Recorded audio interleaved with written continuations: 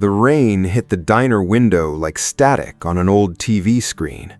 I sat in my usual booth, the one by the door, stirring sugar into coffee I didn't really want, just something to do with my hands. I come here every Thursday, same seat, same waitress, Donna, who calls me hun and never asks why an old man in a worn-out jacket eats alone. That's when the door chimed. My son walked in. Marcus, 34 years old, tailored gray suit, watch that probably cost more than my truck. 3 men in suits trailing behind him like he was somebody important. He was somebody important. CEO of Hallbrook Logistics, 600 employees. My son built that company from nothing, or so everyone believed. He didn't see me at first. Then his eyes swept the diner and landed right on me. His face changed. Not surprise, disgust. "Dad," he said it like a curse word, loud enough for every table to hear. "What are you doing here? Are you following me now? Embarrassing me in front of my partners?" The whole diner went quiet. Forks stopped moving. Donna froze behind the counter. I opened my mouth to explain. But how do you explain something like this to a son who has no idea his father owns the very company signing his paycheck? My hands stayed wrapped around that coffee cup. I didn't answer right away. I just looked at him, this man I raised, standing there in a suit I never could have afforded when he was growing up. "Marcus," I said quietly, "I just wanted a cup of coffee." One of his partners, a younger guy with slicked back hair, leaned over and whispered something. Marcus's jaw tightened. "You always do this," he said. "Every time I'm about to close something important, you show up. Just go home, Dad, please." He turned his back on me, just like that, like I was nothing, like I hadn't spent 30 years building something so he'd never have to struggle the way I did. The bell over the door chimed again as he walked his partners out into the rain, laughing at something one of them said, already forgetting I existed. Donna came over with the coffee pot, refilling my cup even though it was still full. Her hand was shaking a little. "You okay, hon?" she asked. I nodded, but I wasn't okay, because tomorrow morning at 9 sharp, I had a meeting scheduled at Hallbrook Logistics, a meeting Marcus didn't know about. A meeting where I wasn't coming as his father. I was coming as the majority shareholder. The flashback started the way it always does when I can't sleep, with her voice. My wife, Carol, standing in our kitchen 15 years ago, flour on her hands, telling me I was working too hard, that Marcus needed his father more than he needed a bigger house. She was right. I just didn't listen in time. Back then, I ran a small trucking company, 6 trucks, a rented lot outside Toledo. Marcus was 19, home from college for the summer, embarrassed every time his friends saw me covered in engine grease. "Why can't you have a real job, Dad?" he asked me once, not even trying to hide the shame in his voice. I remember standing there, grease under my fingernails, watching something break quietly inside my chest. I never told him the truth, that I had an engineering degree I never used, that I chose grease and diesel because it paid faster, because Carol was sick and the bills didn't wait for dreams. 2 years later, Carol passed. Something changed in me after that. I stopped explaining myself to people who didn't ask the right questions. I just worked. Trucking turned into logistics. Logistics turned into contracts. Contracts turned into something bigger than I ever imagined. By the time Marcus graduated business school, I was already quietly buying shares in companies through a name that wasn't mine. Marcus never asked where my money came from after the trucking company grew. He just assumed I sold it and lived comfortably. He never asked follow-up questions. Maybe he didn't want to know. Maybe knowing meant he'd have to be grateful, and gratitude never came easy to him. By the time he turned 28, Marcus had a business plan and a hunger I recognized in myself at that age. He wanted to build a logistics company, said he wanted to do it the right way, without my help, without my name attached to anything. I respected that, so I let him believe it. What he didn't know was that Hardworking Logistics, the company that gave him his first real investment round, was quietly backed through a holding company called Ashcroft Meridian Partners, a name with no face, no history anyone could trace back to a man who used to smell like diesel and broken transmissions. I sat in boardrooms Marcus never saw. I approved loans he thought came from strangers. I watched through quarterly reports and encrypted emails as my son built an empire on a foundation I poured without him ever knowing my hands were in the concrete. It wasn't about control, it was about protection. I wanted him to succeed on merit, not charity. But I never expected the ground beneath that foundation would end up shaking, or that the person shaking it might be Marcus himself. The first sign something was wrong came 8 months ago. A routine report from Ashcroft Meridian's internal auditor, a quiet woman named Renata, who'd worked for me since the beginning. She flagged 3 vendor contracts at Hardworking that didn't match industry rates, inflated by almost 20%. I told myself it was nothing. Contractors overcharge, numbers get messy in fast-growing companies. I wanted to believe that more than I wanted to see the truth. Then came the second report, a shell vendor named Corrigan Freight Solutions, receiving massive payments for services no one could verify. Renata traced the paperwork back through 3 layers of ownership. It led to Marcus's college roommate, a man named Dale Whitfield. My chest went tight reading that name. Dale had been trouble since business school, always looking for shortcuts, always talking about the real money being in loopholes, not products. I didn't confront Marcus, not yet.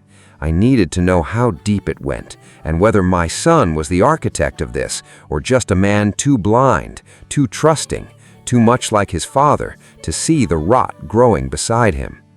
So I did something I swore I'd never do. I requested access to the internal financial system under Ashcroft Meridian's shareholder rights, quietly, without alerting the board. What I found that night made my hands shake for the first time in 15 years. The numbers didn't lie. Over the past 18 months, Hardworking Logistics had funneled nearly $4 million through Corrigan Freight Solutions, money that should have gone toward fleet maintenance, driver salaries, warehouse expansion. Instead, it disappeared into an account linked to Dale Whitfield, and from there into 3 other accounts I couldn't fully trace that night. But one payment stopped me cold. A wire transfer dated 11 months ago for $200,000 with a memo line that just said M.H. Personal. M.H. Marcus Hardworking. My son's initials, sitting next to a number that size, tied to a scheme that was slowly bleeding his own company dry. I sat in my study until 3 in the morning, staring at that screen, telling myself there had to be an explanation. Maybe it was a loan he was paying back. Maybe Dale forged something without Marcus knowing. Maybe. I wanted so badly to believe my son wasn't capable of this. But then I remembered his face in that diner, the disgust, the shame, the way he looked at me like I was something to be hidden away. And I realized I didn't actually know if that face belonged to an honest man protecting his image or a guilty man protecting his secret. Tomorrow's meeting wasn't just business anymore. It was the truth, finally coming due. I barely slept. By 6 in the morning, I was already dressed, not in my usual jacket, but in a suit I hadn't worn in years. Charcoal gray, tailored, the one Renata insisted I keep just in case. Today was in case. Hardworking Logistics occupied 4 floors of a glass building downtown. I'd never actually walked through the front doors before. Every visit, every review, every decision I'd made from a distance. Today, Ashcroft Meridian Partners was finally putting a face to its name, and that face was mine. The receptionist didn't recognize me. Why would she? I signed in as R. Halbrook, Ashcroft Meridian, and watched her eyes widen slightly at the name on the folder Renata had prepared. The elevator ride to the 12th floor felt longer than it should have. My reflection in the brushed steel doors looked older than I felt inside, nervous in a way I hadn't been since Carol's diagnosis. When the doors opened, Marcus's assistant was waiting, clipboard in hand, expecting some anonymous investor. "Mr. Halbrook is finishing a call. He'll be right with you." I almost laughed at that, Mr. Halbrook, like there weren't two of us. I sat in the waiting area, hands folded, heart pounding, and watched through the glass wall as my son paced his office, phone pressed to his ear, completely unaware that his entire world was about to change. The glass door opened 12 minutes later. Marcus stepped out, still buttoning his jacket, already talking before he even looked up. "Sorry for the wait. I'm dealing with a supplier issue. Let's make this quick. I've got—" He stopped mid-sentence. His eyes found mine. Confusion first, then something closer to panic. "Dad? How did you get up here? This is a private floor. You can't just—" "I have a meeting," I said. 9 o'clock, with Halbrook Logistics leadership. His assistant checked her clipboard, frowning. That's with Ashcroft Meridian Partners, sir, the majority shareholder representative." The silence that followed felt like it lasted an hour. I watched the color drain from Marcus's face as the pieces started falling into place behind his eyes. His mouth opened, closed, opened again. "No," he said quietly. "No, that's not. You don't have money like that. You drove a truck. You worked in a garage. This doesn't make sense." "Can we sit down, Marcus?" He didn't move. His hands were trembling now, the same way mine had trembled reading that wire transfer at 3 in the morning. "Tell me this is a joke. Tell me you didn't just walk into my company acting like you own it." I met his eyes, steady, even though my heart was breaking. "I'm not acting, son. I do own it." We sat in his office, the door closed, blinds drawn. Marcus stood by the window instead of sitting, arms crossed, staring out at the parking lot like he couldn't face me directly. "Ashcroft Meridian," he said finally, almost to himself. "That's you. That's been you this whole time. The seed funding, the line of credit when we almost went under in year 2, the emergency capital during the pandemic." "Yes, 7 years, Dad. 7 years, and you never said a word. You didn't want my help. You told me that yourself more than once." He turned around, and for a moment I saw the boy he used to be, the one who cried when his mother died, the one who used to fall asleep on my shoulder during long drives. "I wanted to build something on my own," he said, voice cracking. "Do you know how that feels now, finding out none of it was real?" "It was real, Marcus. Every decision, every late night, every contract you closed, that was you. Then why does it feel like a lie?" I didn't answer right away, because the real conversation, the one I actually came for, hadn't started yet. "Marcus," I said carefully, "I need to ask you about Corrigan Freight Solutions." His face changed instantly, not confusion this time, fear. Marcus sat down slowly, like his legs had stopped trusting him. "How do you know that name?" he asked. "I know about the inflated contracts. I know about Dale. I know about a wire transfer for $200,000 with your initials on it." His hands covered his face. For a long moment he didn't speak, and the silence told me more than words could have. "It's not what you think," he finally said. "Then tell me what it is."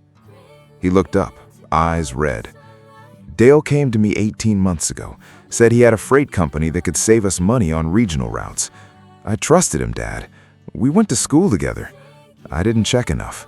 By the time I noticed the invoices looked strange, he already had access to vendor systems I approved."